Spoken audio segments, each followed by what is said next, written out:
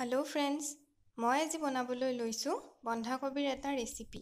আপোনালোকে বাৰু বন্ধাকবি খাই বেয়া পায় নেকি? বিশেষকৈ অফ ছিজনত? যদি বেয়া পায়, এইদৰে এবাৰ বনাই খাই চাবচোন। এইদৰে আপুনি বনাই খালে বেয়া পোৱা সকলৰো প্ৰিয়। লৈছোঁ বন্ধাকবি সৰু চাইজৰ দুটা, এনেদৰে সৰু সৰুকৈ কাটি লৈছোঁ। লগতে লৈছোঁ মচুৰ দালি এবাটি আৰু লগতে লৈছোঁ এটা আলু। আলুটো মিডিয়াম চাইজৰ লৈছোঁ আৰু এনেদৰে কাটি লৈছোঁ। লগতে লৈছোঁ আদা, নহৰু আৰু জলকীয়া। জলকীয়া মই সোৱাদ অনুসৰি 3টা লৈছোঁ আৰু আপোনালোকে নিজৰ সোৱাদ অনুসৰি ল'ব। আদা লৈছোঁ 1 ইঞ্চ আৰু নহৰু লৈছোঁ 6-7 ফুটামান। এটা মিডিয়াম চাইজৰ পিঁয়াজ লৈছোঁ আৰু লৈছোঁ জিৰা গুড়ি এচামুচ আৰু জলকীয়াৰ গুড়ি এচামুচ।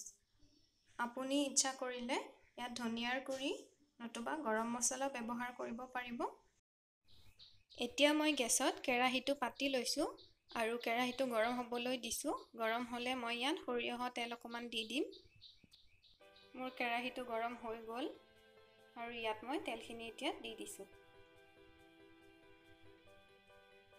তেল আপুনি নিজৰ জোখ অনুসৰি ল'ব পাৰে। মই এইখিনি মানেই দি দিছোঁ।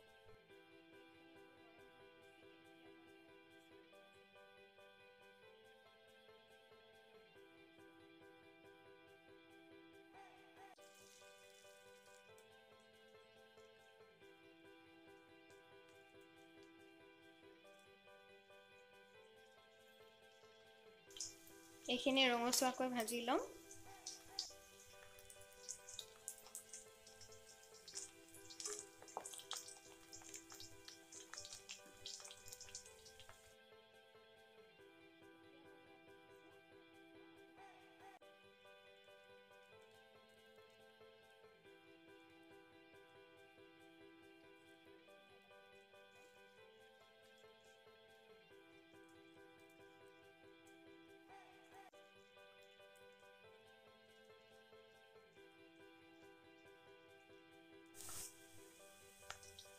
দুই মিনিটমান সময় মই এইখিনি ভাজি ল'লোঁ।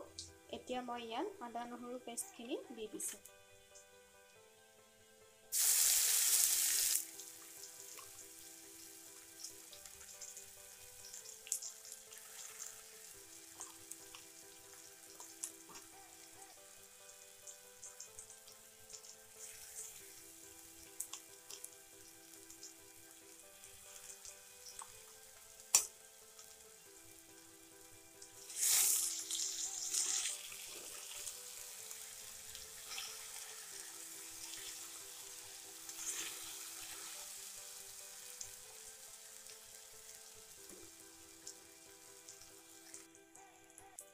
এতিয়া ইয়াত দিম মই হালধি পাউডাৰ অকণমান। আপুনি হালধি পাউডাৰ নিজৰ আন্দাজ মতে দি ল'ব।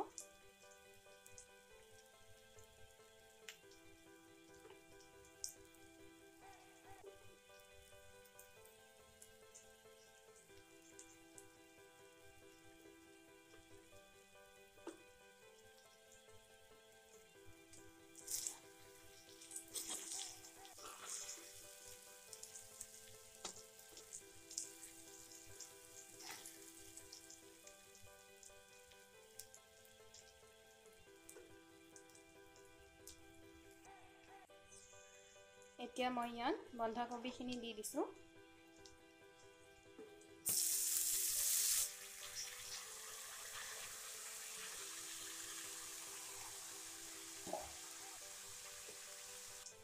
আৰু সোৱাদ অনুসৰি নিমখ দি দিছোঁ।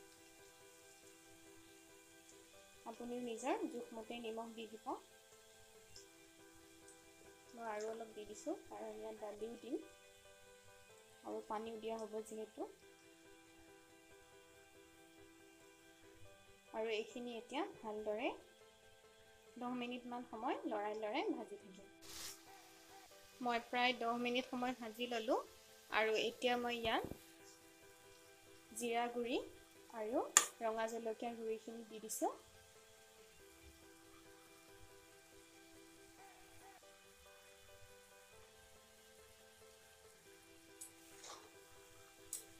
আৰু অকণমান এনেদৰে লৰাই পেলাই চাৰিওফালে মিক্স কৰি দিম।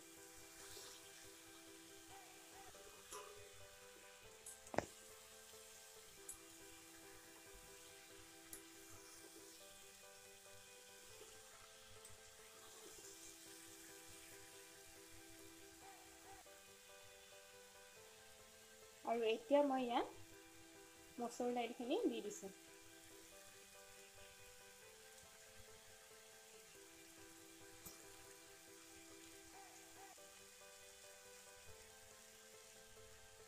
এইখিনি এতিয়া মিক্স কৰি লৰাই আকৌ 10 মিনিটমান সময় ভাজি ল'ম।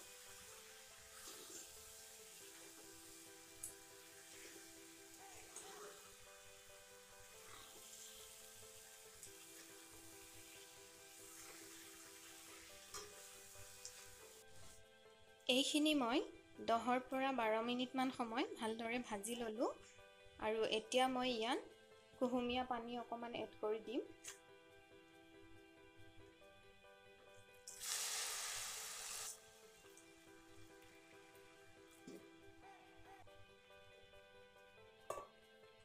আৰু এইখিনি ভালকৈ লৰাই দি মই ঢাকনিখন মাৰি ভালদৰে এইখিনি সিজি গলি যাবলৈ দিম দালিখিনি। আপুনি যদি ইচ্ছা কৰে এইখিনি লৈ প্ৰেছাৰ কুকাৰত দি এটা হুইচেল মাৰি দিলে এইখিনি তৈয়াৰ হৈ যাব। মই প্ৰেছাৰ কুকাৰত দিয়া নাই, ইয়াতে মই কেৰাহীতে পানী দি পেলাই অলপকৈ সিজাই ল'ম। এতিয়া মই ইয়াত ঢাকনিখন দি অলপ দেৰি সিজাই ল'ম আৰু পানীখিনি শুহি গ'লে আৰু অকণমান পানী দি ল'ম আৰু ভালদৰে দালিখিনি গলি যাবলৈ দিম।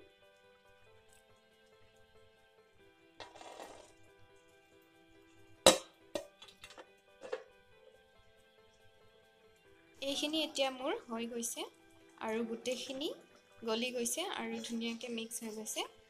এইখিনি এতিয়া মই আন এটা পাত্ৰত নমাই ৰাখি দিছোঁ।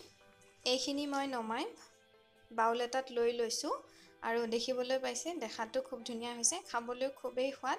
এইদৰে আপোনালোকেও বনাই খাই চাবচোন। আৰু যদি ভিডিঅ'টো চাই ভাল পালে এটা লাইক কৰিব, শ্বেয়াৰ কৰিব, ছাবস্ক্ৰাইব কৰিব আৰু লগতে থকা বেল আইকনটো দবাই দিব। আজিলৈ আহিছোঁ, পুনৰ আহিম এটা নতুন ৰেচিপি লৈ। ধন্যবাদ।